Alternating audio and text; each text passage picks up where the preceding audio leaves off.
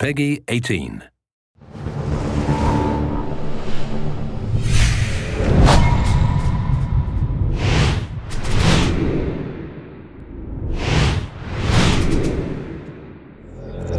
When you look at it, Splinter Cell 1 was a benchmark when it came out, and Splinter Cell 3 was probably the best looking game of the last generation of consoles. So it was extremely important for us that when we released our Splinter Cell Conviction, that it came out as strong.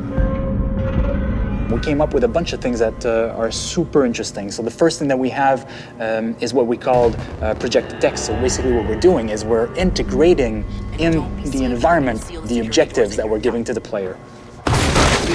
We'll actually be telling you what's happening or the information you wanted to know. We'll be seeing flashbacks or things projected on the walls that will explain that. So everything is integrated in the environment, and it allows you to tell the story without taking the control from the player. So what Sam is thinking, what's happening somewhere else in the world, it's displayed while you're playing, while you're still immersed into the game. It's Coben, Andre Coben. One of the visions of never taking the controls away from the player is actually to not feel the loadings. But Sam knew Coben was in there.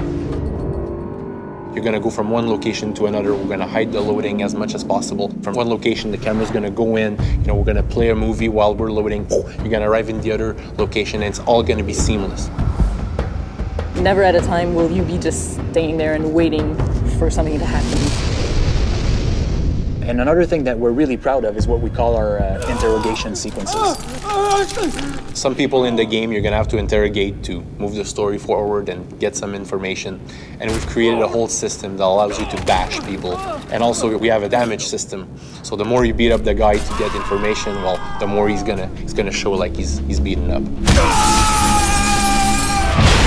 It gets a little violent, but it gets the job done. We wanted to have a unity of time and location because we find that makes it a lot more personal for players. It's more interesting story-wise because the events are unfolding a lot faster. So Washington was a very interesting location for us because obviously it's the heart of the United States. It's also a very interesting location for Sam Fisher. He was working for the US government. The idea that Sam is facing his former agency home was very interesting from a character perspective. We took a lot of risk when we approached the design for this. We came up with a whole bunch of new design elements that have never been done before in any other game. And the day that all those elements came together was fascinating. It finally allows players to feel like the most elite spy agent in the world, be in control of him, and be able to do the things that they expect he should be able to do in those situations.